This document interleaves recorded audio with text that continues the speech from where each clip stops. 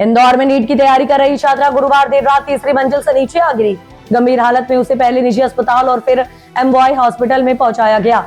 शुक्रवार सुबह इलाज के दौरान उसकी मौत हो गई। छात्रा के गिरने का वीडियो भी सामने आया है। दरअसल अवंतिका मौर्य इंदौर के भंवरकुआं थाना क्षेत्र की धाकड़ कॉलोनी की एक निजी बिल्डिंग के फर्स्ट फ्लोर पर किराए से रहती थी। गुरुवार रात करीब 11:30 बजे वह मोबाइल पर बहन नैना से बात कर रही थी। इस दौरान सीढ़ियां चढ़ते हुए छत की तरफ चली गई, फिर नीचे आ गिरी। आवाज सुनकर बिल्डिंग में रहने वाले लोग बाहर आए, एम्बुलेंस और पुलिस को फोन किया। अवंतिका मूल रूप से धार जिले की रहने वाली थी और इंदौर में रहकर नीट की परीक्षा की तैयारी कर रही थी। परिजनों का कहना है कि नीट का पेपर आउट होने की वजह से पिछले कई महीनों से डिप्रेशन में चल रही थी, जिसके कारण संभवतः सुसाइड किया होगा।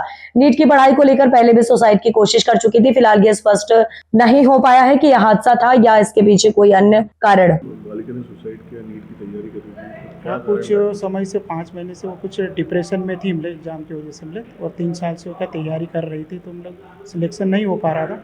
तो हो सकता है इस वजह से भी उसने जहाँ तक भी लगता है तो सुसाइड का ही लग रहा है। तो 3 बार वो एग्जाम दे चुकी थी। हाँ। 3 साल से उसके कारण तो नहीं, अभी बीच में जो पेपर लीक हुआ था नीट का, उससे भी हो सकता पहले वो कैंसिल भी हो गया, अभी तो कैंसिल हो गया, उसके कारण तो कुछ ऐसी डिप्रेशन में नहीं है। हो सकता है शायद नहीं। तो आप लोग बीच में बात नहीं करते थे उससे कि बात तो होती थी। आप लोग कहाँ के रहने वाले हैं? हम धार के तो बिटिया यहाँ पे कब से पढ़ रही थी? 3 साल से। 3 साल जी। आपका शुभ नाम बताइए। बंसिंग मौर्य। बंसिंग मौर्य। अवंतिका जी कौन है, आप कब से उसे जानती थी? मैं उसकी सिस्टर हूँ, कज़न सिस्टर। अच्छा, किस चीज़ की वो प्रिपरेशन कर रही थी? नीट का कर रही थी। डिप्रेशन में क्यों थी, कब से थी, क्या वजह थी? बहुत टाइम से थी जैसा डिप्रेशन वगैरह, तो एग्ज़ाम को लेके ही टेंशन में थी थोड़ा बहुत, मतलब सिलेक्शन नहीं हुआ, ड्रॉपर थी तो इसीलिए। अच्छा, जो नीट की एग्ज़ाम हुई थी उसको लेकर भी कोई डिप्रेशन था? हाँ, मतलब उसका अच्छा गया था, मतलब ठीक था बता रही थी वो। हाँ, कौन से एग्जाम में सफल नहीं हो पा रही थी? क्या डिप्रेशन, क्या मुश्किल, क्या? बस एक ही नीट का ही प्रिपरेशन कर रहे थे हम लोग। हाँ। हाँ, तनाव क्या ऐसा था, क्या ऐसा तनाव था? ये बार बार एग्ज़ाम सिलेक्शन नहीं हो पा रहा, कैंसिल भी हो गई थी, तो उस चीज़ को। कब से प्रयासरत थी? 2-3 साल से। अच्छा, आप लोगों से कभी ऐसी बातें हुई कि कभी इसे लगा हो कि हाँ, करती थी वो ऐसा कि मतलब बहुत ज़्यादा टेंशन हो जाती थी, परेशान होती थी। फिर मैं मतलब उसके साथ ही रहती थी, लेकिन इस साल अलग थी। मैं इस बार हॉस्टल में थी और वो उसकी दीदी के साथ थी। इतनी किस बात पे जाने के बार-बार बोलते, पहले भी एक बार सुसाइड किया था, ये कोशिश करी? पहले भी प्रयास कर चुके थे क्या इस तरह से? हाँ, कर चुकी थी। अच्छा, इनका क्या सपना था, कभी आपने जिक्र बस करा एक ही डॉक्टर ही बनना था उसको, किसी भी हालत में। मतलब उसको चाहिए ही था एक MBBS, उसका लक्ष्य यही था, मतलब एम। मतलब किसी भी मतलब एक अटेम्प्ट 2 अटेम्प्ट 3 अटेम्प्ट वो बोलते थे कि कुछ भी हो जाए, मतलब ये ही चाहिए मुझे और कुछ नहीं चाहिए करके। अचानक क्या हुआ, आप लोगों से कभी बात हुई थी कि जब वो? हाँ, मेरी कल रात में ही बात हुई थी, वीडियो कॉल पे बात हुई थी। मैंने उससे पूछा था कि क्या हुआ, ठीक है सब? तो बोलते कि हाँ ठीक है। मतलब ज़्यादा कुछ बात नहीं करी उसने, थोड़ी देर बात करी फिर रख दिया। वीडियो कॉल ही किया था मैंने उसको फिर। उससे बात करने के दौरान कभी ऐसा लगा कि कुछ ऐसा कदम उठा सकती हैं दोबारा? नहीं, ऐसा कुछ नहीं लग रहा था तब, ठीक ही थी, नॉर्मल। ये कॉल कितनी बजे हुआ था? वीडियो कॉल घटना से कितनी पहले बात की थी आपने? ये कोई 9:30 बजे। अच्छा, हाँ, ठीक आपका है। नाम? हर्षलता। गणेश नगर में एक छात्रा है अवंतिका। कल शाम को उसने जो है छत से गिरने से उसकी मृत्यु हुई है। जैसे ही छत से गिरी थी वैसे उसके परिजन उसको जुपिटर हॉस्पिटल ले गए थे। उपचार के बाद आज MYH में उसकी मृत्यु हो गई है।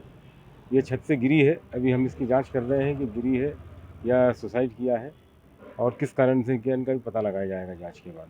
वहाँ के प्रत्यक्षदर्शी बता रहे हैं कि फ़ोन पर बात करती हुई ऊपर गई थी, उसके बाद में अचानक उठी। तो क्या किसी से फ़ोन पर बात कर रही थी या कोई डिप्रेशन था? अभी इसके फ़ोन की डिटेल्स निकाली जाएगी और इससे ये जानकारी निकाली जाएगी किससे आखिरी समय बात कर रही थी और उससे क्या बात हुई है, उससे इस बात का पता लगेगा। पिता और बहन भी यहाँ पर आए हुए थे? हाँ, परिजन उसके MYH में है, अभी पोस्टमार्टम हो रहा है। तो परिजनों का कहना है कि 3 सालों से नीट की तैयारी कर रही थी और कहीं ना कहीं वो जो पेपर जो लीक हुआ था उससे भी हाथ थी। इस बार उसने अच्छी तैयारी की थी, उसको लग रहा था कि शायद से नहीं निकाल पाएगी, इसलिए भी नहीं, अभी ये जानकारी हमारे उसमें नहीं आई है तथ्य। अभी इसकी जांच कर रहे हैं बारीकी से, किन कारणों से क्या हुआ है।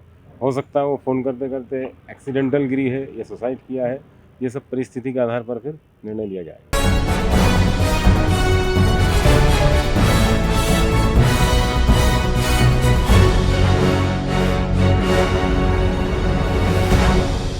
दुनिया भर में ईरान, इराक और अमेरिका के बीच बढ़ते तनाव के चलते ऊर्जा संकट और गैस आपूर्ति को लेकर चिंताएं बढ़ रही हैं। ऐसे माहौल में इंदौर में गैस सिलेंडर चोरी करने वाले एक गिरोह का पर्दाफाश हुआ है, जिसने गैस टंकियों की बढ़ती मांग को कमाई का जरिया बना लिया। तेजाजी नगर थाना पुलिस ने गैस टंकी चोरी करने वाले 4 आरोपियों को 34 घरेलू गैस टंकियों के साथ गिरफ्तार किया है। आरोपी गैस टंकी वेंडर बनकर घरों में घुसते थे और टंकी लेकर रफू चक्कर हो जाते थे। तेजाजी नगर पुलिस के अनुसार 10 जून को फरियादी कमलेश की शिकायत पर कार्रवाई करते हुए विशेष टीम गठित की गई। जांच के दौरान चारों आरोपियों को हिरासत में लेकर पूछताछ की गई, जिसमें उन्होंने तेजाजी नगर के अलावा राहू, खजराना, आजाद नगर अन्य थाना क्षेत्रों में भी गैस टंकियां चोरी करना स्वीकार किया। पुलिस ने आरोपियों के कब्जे से 34 गैस टंकियां, वाहनों में उपयोग होने वाली बैटरियों तथा वारदात में इस्तेमाल की गई 2 मोटरसाइकिलें बरामद की हैं। बरामद माल की कीमत करीब 4,25,000 रुपए बताई जा रही है। आरोपियों में राहुल और सौरभ पहले गैस एजेंसी में काम कर चुके हैं, जैसे उन्हें सिलेंडर के कारोबार और उसकी बिक्री की पूरी जानकारी थी। पुलिस का दावा है कि गिरोह अब तक करीब 50 गैस टंकियां चोरी कर चुका है। चोरी की कुछ टंकियां आम लोगों और कुछ गैस एजेंसियों को बेची गई हैं। फिलहाल पुलिस गिरोह से पूछताछ कर अन्य वारदातों खरीदारों की जानकारी जुटा रही है। नमस्कार। थाना तेजाजी नगर ने एक गैस टंकी चोरी की गैंग को पकड़ा है। इसमें 4 आरोपी गिरफ्तार किए हैं। ये घटना 10 जून की है, जिसमें कमलेश नाम के फरियादी ने आके हम लोगों को सूचना दी कि उनके घर पे ताला तोड़ के कुछ लोगों ने इस गैस की टंकी चुरा ली है। तो उसमें थाना प्रभारी मरकाम के अंदर एक विशेष टीम बनाई गई और उसको हम लोगों ने तहकीकात की गई। तो उसमें हम लोगों ने चारों को राउंड अप किया। जब इनका इंटेरोगेशन किया गया तो पता चला इन लोगों ने अन्य जगह भी, जैसे विजयनगर, कनाडिया, राऊ, खजराना, आज़ाद नगर, पीतमपुर, ऐसे थानों में भी इन लोगों ने ये गैस की टंकियां चोरी की हैं। और तो हम लोगों ने टीम ने करीब 34 टंकियां गैस की टंकियां ने बरामद की हैं। 6 जो बैटरी यूज़ होती हैं व्हीकल्स में, जो गाड़ियों में, उनको बरामद किया है और 2 मोटरसाइकिल जिनसे ये वारदात को अंजाम देते थे वो हम लोगों ने दस्तयाब की हैं। इसमें टोटल मशरूका 4,25,000 की है और ये चारों के पहले से पूर्व में रिकॉर्ड हैं। इन पे नकबजनी और ये इस टाइप के पहले से ही रिकॉर्ड हैं। सर, ये गैस की टंकियां ही तो चुराते थे, सब पता है? इसमें से 2 राहुल और सौरभ नाम के जो आरोपी हैं वो पहले गैस एजेंसियों पर काम करते थे। तो इन लोगों को ये पता था, ये पूरा सिस्टम ये जानते थे कि किस तरीके से गैस की टंकियों को बेचा जा सकता है और कहाँ बेचा जा सकता है। तो इसलिए ये लोग चारों लोग मिलके गैस की टंकियाँ चुराने में काम करने लग गए और गैस को टंकियों को कहीं भी बेचते थे। जैसे कोई खुले में किसी इंसान को बेच दिया या एजेंसियों पे भी कहीं पे बेचा गया। सर, ये जब चोरी करते थे, ताला तोड़ते थे, तो घर में से सिर्फ गैस की टंकी चुराते थे या और कुछ भी चोरी करते थे? लेकिन इनसे पूछताछ में जो इनकी मॉडस ऑपरेंडी सामने आई, ये सुनसान घर देखते थे, इसका ताला लगा रहता था। तो ताला काट के ये गैस का चोरी करते थे। जैसे मैंने बताया, इन पे बैटरी भी मिली हैं गाड़ियों की, तो हो सकता है कि और चीज़ें भी चुराते थे। पर हम लोग अभी इनसे और पूछताछ कर रहे हैं कि और भी तथ्य आएंगे तो आप लोगों को अवगत कराएंगे। 34 गैस टंकियां कहाँ बेचने वाले थे? बड़ी एजेंसी का भी नाम नहीं बताया है इन लोगों ने, लेकिन जो हम लोगों ने रिकवरी की है किसी इंडिविजुअल आदमी को इनने बेचे हुए हैं और 1-2 गैस एजेंसी को भी बेचे हुए हैं। तो उन लोगों पे हम लोग जांच कर रहे हैं। सर, 34 टंकियां लिखी हुई, इसके अलावा पूर्व में कितनी टंकियां बेच चुके हैं? दूसरा है कि बेचते किसको थे और कितने में बेचते थे? ये अभी हम लोग पता कर रहे हैं। इनने हमारे हिसाब से करीब 50 टंकियाँ उठाई हैं, जैसा इनका कहना है। तो उसका हम लोग पूरा एक छानबीन कर रहे हैं। जैसे अभी 34 टंकियों की रिकवरी हुई है, बाकी कुछ अन्य जिले जैसे धार जिले के पीतमपुर थाने में भी इनने चोरी की है, तो उसकी भी हम लोग जांच कर रहे हैं। खरीदार सामने आया, चोरी कब से कर रहे थे? कब से चोरी कर रहे थे गैस टंकियों की? ये क्राइसिस के बाद ही मुझे लग रहा है इनने चोरी चालू की है और ये पहले से ही चोर हैं, लेकिन गैस की टंकी की चोरी इन लोगों ने अभी चालू की। टंकी में खरीदार कोई सामने आया और ये अभी इसकी जांच कर रहे हैं, फिर देखते हैं।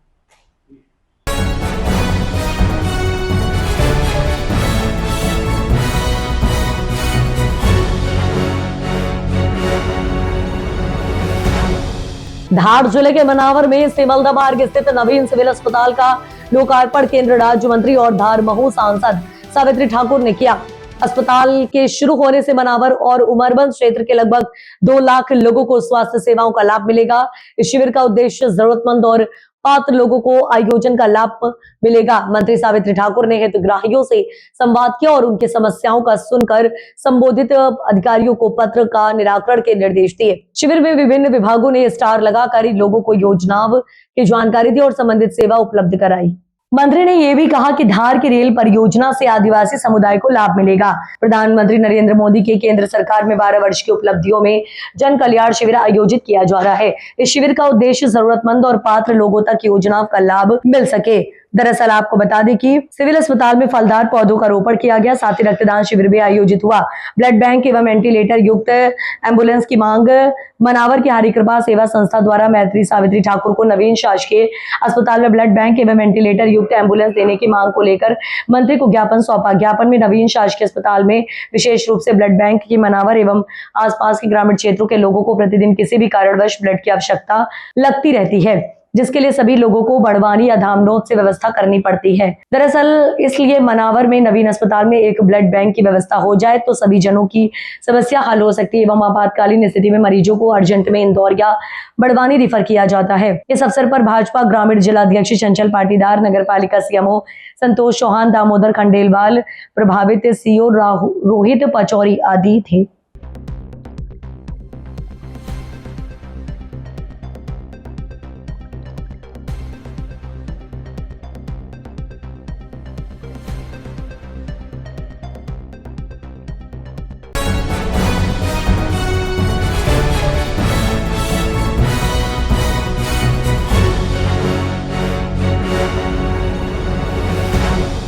पीथमपुर सिविल अस्पताल की बदहाल व्यवस्था उजागर, ऑक्सीजन नहीं 108 एम्बुलेंस भी नदारद, मां की जान बचाने के लिए घंटों तड़पता रहा बेटा।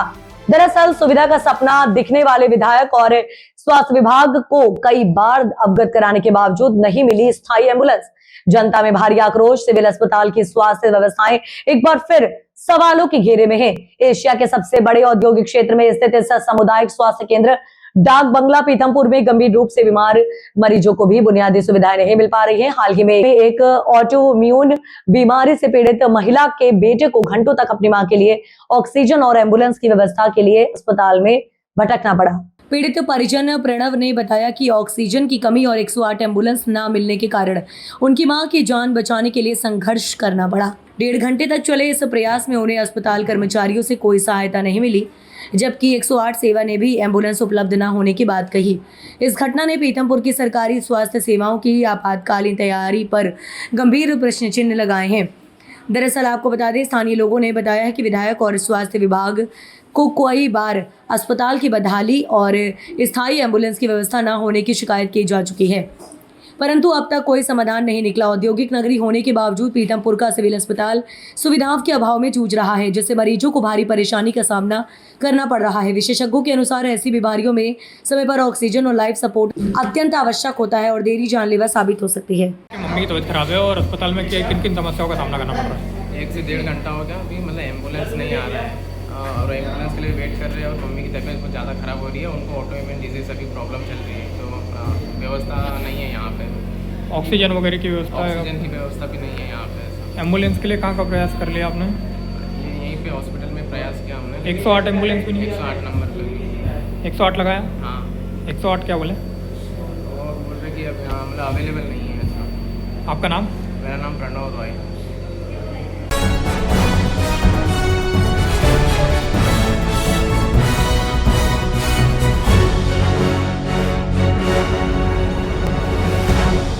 खंडवा जिले की पवित्र नगरी ओमकारेश्वर में देश की महामहिम राष्ट्रपति के आगमन पर विधायक कंचन मुकेश तन्वे ने परंपरागत फूलमाला और पुष्पगुच्छ की बजाय प्रेरणादायी सामाजिक संदेश देने वाला नवाचार प्रस्तुत करते हुए विधायक तन्वे ने राष्ट्रपति महोदया को पेन, पेंसिल, कॉपी में रबड़ से तैयार विशेष बुक भेंट की। इस पर राष्ट्रपति महोदया ने इस बुक की सराहना करते हुए कहा कि मेरी ओर से किसी जरूरतमंद को जरूर देना, और उन्होंने विधायक से आत्मीयता के साथ चर्चा की। गौरतलब है कि विधायक कंचन मुकेश तन्वे अपने हर एक कार्यक्रम हो या अपना जन्मदिन पर सभी से बच्चों के हित की सामग्री स्वीकार करते हैं और उसी क्षेत्र के जरूरतमंद बच्चों में वितरित करते हैं।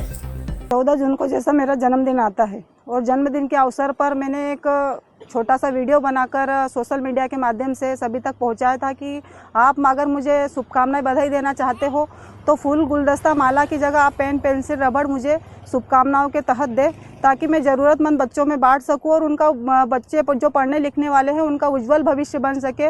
और उसी को देखते उसी दिन मैंने ये प्रण लिया था कि जिस बच्चे का जन्मदिन हो या बड़े किसी का भी जन्मदिन होगा तो मैं एक पेन पेंसिल शार्पनर से बना हुआ गुलदस्ता ही भेंट करूंगी, क्योंकि आज आपने देखा है कि हमारे ओंकारेश्वर की पावन धरा और हमारे खंडवा जिले की पावन धरा ओंकारेश्वर की पावन धरा पर हमारी महामहिम द्रौपदी मुर्मू जी जो आज आए और उनका भी हमने आज हेलीपैड पर जो स्वागत वंदन किया, मेरे द्वारा पेन पेंसिल रबड़ से जो बनाया गया गुलदस्ता था वो उनको मैंने भेंट किया। तो हमारी महामहिम जी उसको देखकर खुश हुए और उन्होंने उस गुलदस्ते की सराहना की और उन्होंने बोला कि बेटा ये ज़रूरतमंदों में बांटना, ये आपने बहुत अच्छी पहल की।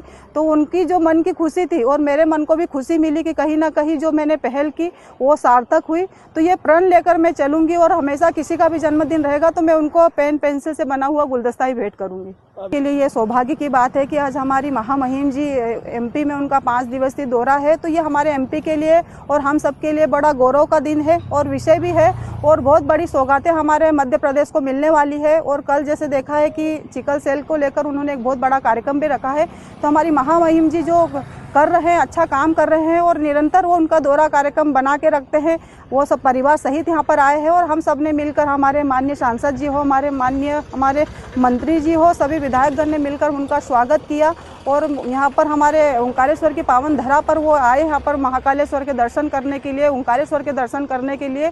तो मैं बाबा भोलेनाथ से और हमारे दादा धुनी वाले से मैं प्रार्थना करती हूँ कि उनका असीम कृपा उन पर हमेशा बना रहे और हमारी महामहिम का हम सब पर आशीर्वाद बना रहे।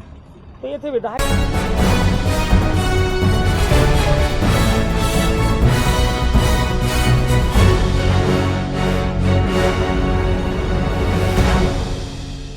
मुरैना नगर पालिका क्षेत्र के वार्ड क्रमांक 15 और 18 में लंबे समय से गंदगी और गंदे पानी की निकासी की समस्या से परेशान महिलाओं और स्थानीय नागरिकों का आक्रोश फूट पड़ा। समस्या के समाधान की मांग को लेकर बड़ी संख्या में महिलाओं ने नगर पालिका कार्यालय का घेराव कर विरोध प्रदर्शन किया। स्थानीय लोगों का आरोप है कि कई महीनों से वार्डों में गंदा पानी भरा हुआ है और उसकी निकासी की कोई व्यवस्था नहीं की जा रही है। जलभराव और गंदगी के कारण क्षेत्र में बदबू फैली हुई है, जिससे लोगों का घरों से निकलना मुश्किल हो गया। रहवासी लगातार बीमारियों के फैलने की आशंका जता रहे हैं। प्रदर्शन कर रही महिलाओं ने बताया कि इस समस्याओं को लेकर पहले भी कलेक्टर मुरैना और एसडीएम जौरा को शिकायतें दी जा चुकी हैं, लेकिन अब तक कोई प्रभावी कार्रवाई नहीं हुई। लोगों का कहना है कि अधिकारियों की उदासीनता के कारण हालत दिन ब दिन बदतर होते जा रहे हैं। वार्ड क्रमांक 15 में स्थित जौरा की प्रमुख जामा मस्जिद के आसपास भी जलभराव की स्थिति बनी हुई है। स्थानीय नागरिकों के अनुसार समाज के समय श्रद्धालुओं को मस्जिद तक पहुंचने में भारी परेशानी का सामना करना पड़ता है। क्षेत्रवासियों ने नगर पालिका प्रशासन से तत्काल सफाई अभियान चलाने और गंदे पानी की स्थायी निकासी की व्यवस्था करने की मांग की है। अब देखना होगा कि प्रशासन लोगों की इस गंभीर समस्या का समाधान कब तक कर पाता है या फिर वार्डवासी इसी तरह परेशानी और बीमारी के खतरे के बीच जीवन यापन करने को मजबूर रहेंगे। कौन से वार्ड से आई हो? 18 वार्ड से। क्या समस्या है? पूरी नली में पानी भरा हुआ है, गल खड़ी है, उन्होंने मैं गोटू लेटरिंग उतरा रही है और इस तरह सब लौट के जा रहे हैं, मामूली पटक खा रहे हैं। तो इससे पहले आपने शिकायत की कहीं? 2-3 दिन शिकायत करते मैंने आवेदन दे गए, कलेक्टर के पास क्या है मुरैना कुछ सुनवाई ना कर रहे माई। हाँ आपका किस वार्ड से आए हो? 18 वार्ड से। क्या समस्या है? हमारे नालियों में पानी भरा है, गोटू कोई सुनवाई नहीं कर रहा है। पहले मैंने आवेदन दिया था नगर पालिका को, फिर दूसरी बार एसडीएम साहब को दिया था, तीसरी बार कलेक्टर साहब को दिया था, पर कोई सुनवाई नहीं कर रहा है। सबके सब मौन है, कोई बैठे, पर हमारी गली में इतना पानी भरा हुआ है तो बच्चे निकलने को बहुत परेशान है। हम आगे समस्या है, हमारे मकान गिरने की समस्या हो रही है, परंतु कोई सुनवाई नहीं कर रहा है। कई दफे हमने नगर पालिका चक्कर खा चुके हैं, पर नगर पालिका पूरी मौन होकर बैठी है, पर कोई सुनवाई नहीं कर रहा है। किस बात की तनख्वाह ले रहे हैं? बीजेपी शासन को क्यों बदनाम कर रहे हैं नगर पालिका परिषद? भैया आपका नाम है सुरेश गुप्ता। किस वार्ड से आए हो? 15 वार्ड से। क्या समस्या है आपके वार्ड में? समस्या ये है भैया कि पानी इतना भर रहा है कि निकलना मुश्किल हो रहा है, और वहाँ पे मस्जिद भी मानी हुई पुरानी, उसकी भी हमारी मस्जिद में पानी भर रहा है और हमारे के लोग परेशान हो रहे हैं और समस्या कोई समाधान नहीं हो रहा है। और सीएमओ साहब कई बार बोल दिया है, दरोगा जी को बोल दिया है, जो बोलते हैं आज करा रहे हैं, कहीं सूरत आज निकल जाने दो, कहीं 15 निकल जाने दो, आज गंगा जी हो गया है, लेकिन कोई समाधान नहीं हो रहा है। इतना पानी भर रहा है, बच्चे स्कूल जाने तक के लिए परेशान है। तो इससे पहले कहीं शिकायत की आपने? हाँ शिकायत की है ना, एक एडीएम साहब को आवेदन दिया था, पहले हमने वीडियो बनवाई थी, लेकिन उसका कोई समाधान नहीं हो रहा। क्या नाम है भैया आपका? मोनू कुशवाहा। किस वार्ड से आए हो? 18 वार्ड से। क्या समस्या है? यहाँ पे जल भराव की काफ़ी समस्या हो रही है। बच्चे, बूढ़े, बुजुर्ग काफ़ी लोगों को समस्या आ रही है। आने जाने में काफ़ी समस्या है। 3-3, 4-4 फीट तक रोड पे पानी भरा हुआ है। मैं 3-4 बार आवेदन दे चुका हूँ। ये मेरे आवेदन है, इन पे कोई सुनवाई किसी ने नहीं की आज तक। मैं कलेक्टर साहब को आवेदन दे चुका हूँ और यहाँ पे भी 2-3 बार आवेदन दे चुका हूँ नगर पालिका में। और मैंने 3-4 मोबाइलों से सीएम हेल्पलाइन पे शिकायत की थी, तो वो ऑटोमेटिक कट रही है। पता नहीं क्या चल रहा है इन लोगों का, क्या मकसद है। तो अभी आप नगर पालिका आए हो, कोई अधिकारी आपको यहाँ मिला है? कोई नहीं मिला है। 11 बज गए, सबके लोग लगे हैं, कोई नहीं है। कोई नहीं है। हाँ। आपका नाम भैया संदीप अग्रवाल है। मैं वार्ड क्रमांक 15 का निवासी हूँ। मुझे और मेरी मिसेज को आज से 2 महीने पहले डेंगू हो गया है। इतना गंदा पानी बढ़ रहा है जिसकी कोई समस्या समाधान नहीं हो रहा है और कोई सुनवाई नहीं कर रहा है। सीएम हेल्पलाइन पे शिकायत कर दी, उसके बाद भी कोई शिकायत नहीं है। सीएम साहब को मैं खुद बोल के गया था और दरोगा जी को बोल के गया था मैं, पर आज दिनांक तक कोई सुनवाई नहीं है। इतना गंदा पानी है जिसकी कोई सीमा नहीं है, उसका निकास नहीं है पानी का। उसमें गोबर और कीड़े और बड़े बड़े कीड़े हो गए हैं उसमें। आज तक कोई कहीं भी कोई शिकायत का कोई निरावरण नहीं हो रहा है उनका। अब बताओ, इससे पहले आपने कहीं और शिकायत की है? मैंने एसडीएम साहब को ज्ञापन दे के आया हूँ मैं। क्या कहा था एसडीएम साहब ने? शुक्ला जी मिले थे, शुक्ला जी ने ज्ञापन ले लिया, मुझको प्राप्ति भी दी थी उनने। आज तक कोई सुनवाई नहीं हुई है मेरी। मेरे पास तो डॉक्टर साहब की फाइल भी रखी है डेंगू की। मैं अगर झूठ बोल रहा हूँ तो मेरी फाइल चेक कर लो।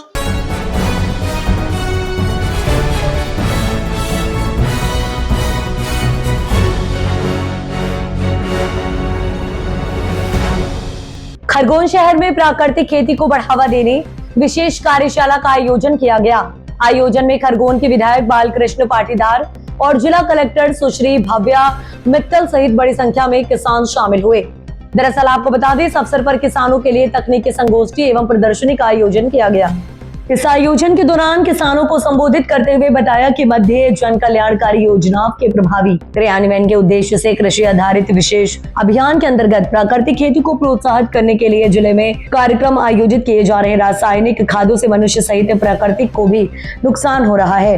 दरअसल आपको बता दें, जिसके लिए जैविक फसलों से मनुष्य और प्राकृतिक दोनों को लाभ पहुंचेगा। दरअसल हम आपको बता दें, तालाबों की मिट्टी में जीवामृत होता है, जिसे खेत में डालने से फसलों की अच्छी पैदावार होती है। इन कार्यशालाओं में प्राकृतिक खेती अपनाने वाले अनुभवी कृषकों द्वारा अन्य जागरूक किसानों को प्राकृतिक खेती की उन्नत तकनीकों, लागत में कमी, मृदा संरक्षण एवं पर्यावरण संतुलन से जुड़ी महत्वपूर्ण जानकारियां प्रदान की गई। वहीं जिला कलेक्टर भव्या मित्तल ने भी किसानों को संबोधित करते हुए कहा कि जैविक खेती से स्वस्थ और प्राकृतिक दोनों स्वस्थ रहते हैं। जैविक खेती की फसलों का मंडी में मार्केट भी लगे और जैविक सब्जी फसल का इंपोर्ट एक्सपोर्ट कर आमदनी भी बढ़ाई जा सकती है।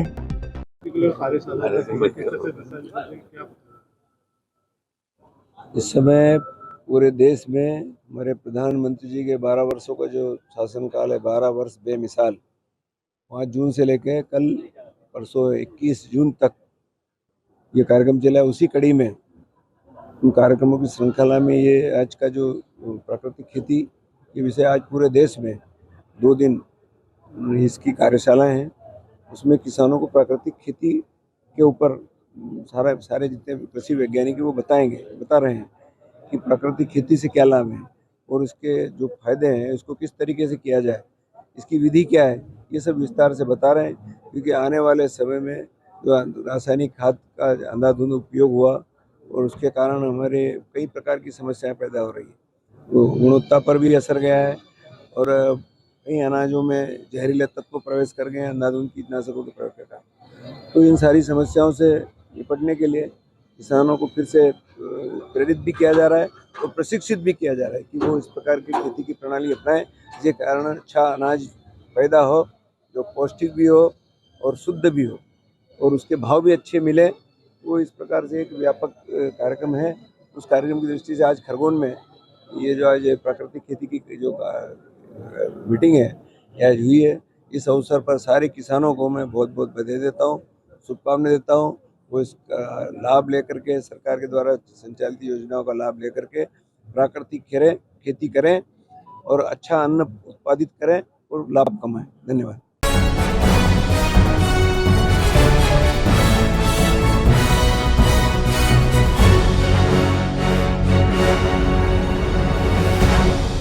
खरगोन जिले के बलकवाड़ा थाना की खलटाका पुलिस चौकी को एक बड़ी सफलता हाथ लगी है।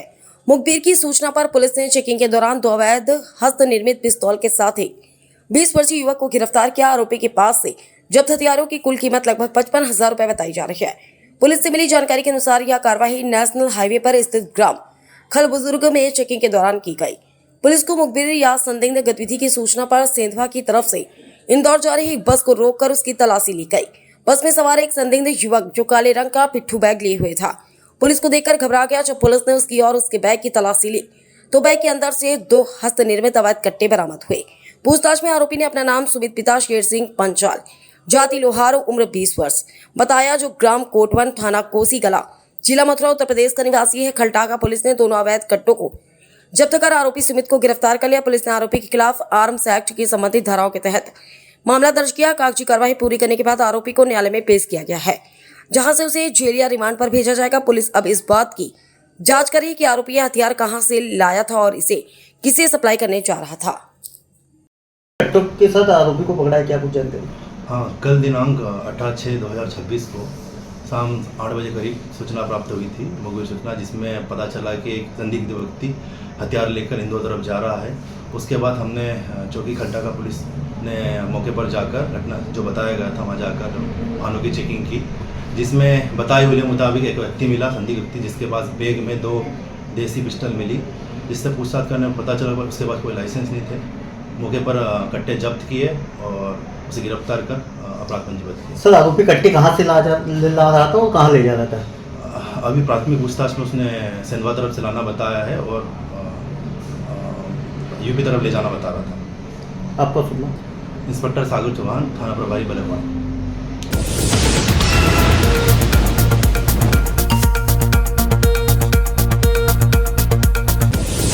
धार जिले के धामनो थाना क्षेत्र के अंतर्गत अभी रोड पर खाटू श्याम मंदिर के सामने आज शुक्रवार 19 जून 2026 को दोपहर 11:15 पर एक भीषण सड़क हादसा हो गया। इंदौर से सिंघाना शादी समारोह में शामिल होने जा रहे बाइक सवार 2 लोग अज्ञात वाहन की टक्कर से गंभीर रूप से घायल हो गए।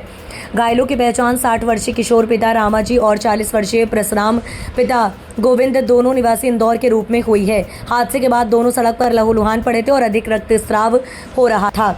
सूचना मिलते 112 डायल वाहन मौके पर पहुंचा। सैनिक थाना धामनोद के रवि नेतावत ने बताया, हमें खाटू श्याम मंदिर के सामने एक्सीडेंट की सूचना मिली थी। मौके पर पहुंचकर देखा कि एम्बुलेंस को आने में समय लग रहा है। घायलों की स्थिति गंभीर थी, इसलिए तुरंत 112 वाहन से ही दोनों को धामनोद के सामुदायिक स्वास्थ्य केंद्र पहुंचाया। 112 पायलट भारत गायकवाड़ और सैनिक रवि नेतावत ने तत्परता दिखाते हुए घायलों को अस्पताल पहुंचाया। सीएचसी धामनोद के मेडिकल ऑफिसर डॉक्टर श्वेता सांवले ने सड़क दुर्घटना में घायल किशोर और परशुराम दोनों का प्राथमिक उपचार करने के बाद गंभीर हालत को देखते हुए हार्ट सेंटर रेफर कर दिया गया। जानकारी के अनुसार दोनों युवक मोटरसाइकिल से इंदौर से सिंघाना शादी समारोह में जा रहे थे, तभी अज्ञात वाहन ने टक्कर मार दी। हादसे के बाद आरोपी वाहन चालक मौके से फरार हो गया। पुलिस मामले की जांच कर रही है। 112 वाहन की त्वरित कार्रवाई से दोनों घायलों को समय पर इलाज मिल सका। स्थानीय लोगों ने पुलिस की तत्परता की सराहना की है। 112 की मदद से तो घायलों को लाया गया है। क्या है पूरा मामला? हमें सूचना मिली थी कि खाटू श्याम मंदिर के सामने एक्सीडेंट हुआ है। हम वहाँ मौके पर पहुँचे, देखा एम्बुलेंस को समय लग रहा था, इसलिए हम 112 से ही उन्हें स्थिति को देखते हुए स्वास्थ्य केंद्र धामनोद पहुँचाया। सर, आपका नाम? सैनिक रवि नेतावत और मेरे साथ में पायलट है भारत गायकवाड़। 2 घायलों को लाया गया था। क्या है पूरा मामला? जी हाँ, यहाँ सड़क दुर्घटना के बाद 2 घायल व्यक्तियों को लाया गया था, जिसमें से एक का नाम किशोर और दूसरे का नाम परशुराम बताया गया है। दोनों का ही प्राथमिक उपचार करके उन्हें हाई सेंटर के लिए रेफर कर दिया गया है। मैम, आपका नाम? Doctor Shweta Sanwale, medical officer, CHC Dhamnod.